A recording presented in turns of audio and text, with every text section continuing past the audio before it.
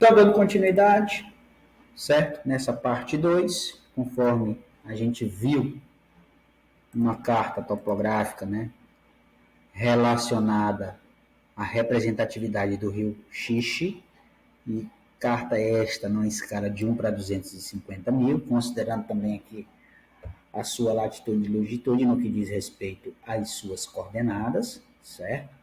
Lembrando que nós temos aqui uma variação de latitude no sentido norte e sul, certo? Nós temos aqui, ó, uma variação no sentido norte e sul de latitude, né? Nós temos aqui 90, 70, né? 9.080, 9.090, certo?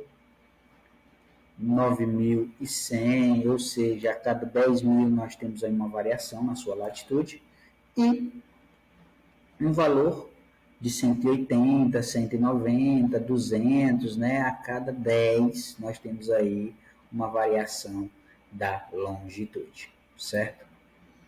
E aí, pessoal, nós estamos vendo aqui uma carta topográfica, certo? Nesse sentido, ao observarmos uma carta topográfica, nós temos um outro documento também, que é uma ortofotocarta, com relação à sua representatividade espacial. Esta, por sua vez, né, trazendo aqui a realidade de Teresina. O que é que a gente pode ver nessa carta, né? Na verdade, nessa carta-imagem, certo? Nós temos aqui, por exemplo, uma representatividade, né, do rio, certo?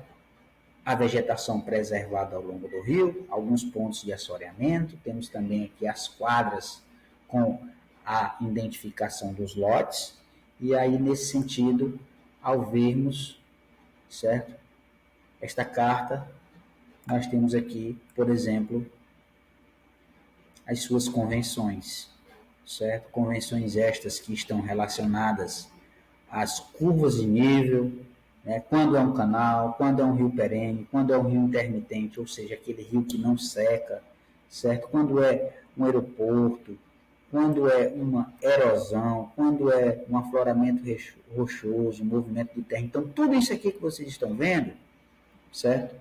Quando uma ponte, quando é um viaduto de bueiro, tudo isso aqui que vocês estão vendo são convenções que são estabelecidas pelaquela lei, né, pela NBR 3.133, que vai retratar a representatividade de cada elemento da realidade em uma carta, né, em um mapa ou qualquer que seja o tipo de documento cartográfico.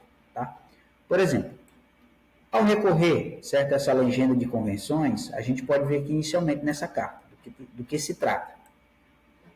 Tá? Por exemplo, vamos ver aqui essa linha tracejada ao longo do curso do rio, que ele está mostrando aqui, ó, certo? Quando eu faço aqui a consulta lá nas convenções, eu posso ver que essa linha tracejada se refere a um rio intermitente, tá? E aí, fazendo aqui novamente uma nova correção, né? Uma nova consulta, na verdade, desculpa, certo? Eu vou ver aqui, por exemplo, o que seria de fato esses pontinhos aqui, ó, em vermelho, certo? E esses pontinhos em preto, tanto os pontinhos em preto como também os pontinhos em vermelho. Ao fazer, certo? Aqui, recorrendo, eu tenho poste e luminária para esse tipo de representatividade dentro desse recorte espacial para essa carta-imagem. Tá? Então, isso traz, né, para nós a referência daquilo que está sendo representado lá na carta, dentro do documento cartográfico. Certo? Então, nesse momento a gente encerra aqui, que é essa nossa parte inicial, tá? Com relação às convenções, né? Tendo aí a utilidade das convenções no que diz respeito à representatividade de elementos espaciais que estão no espaço, né? Que estão na realidade, sendo representados através das convenções topográficas.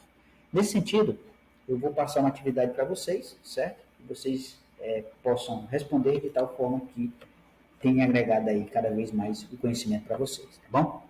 Sem mais um momento, desejo uma ótima quinta-feira a todos.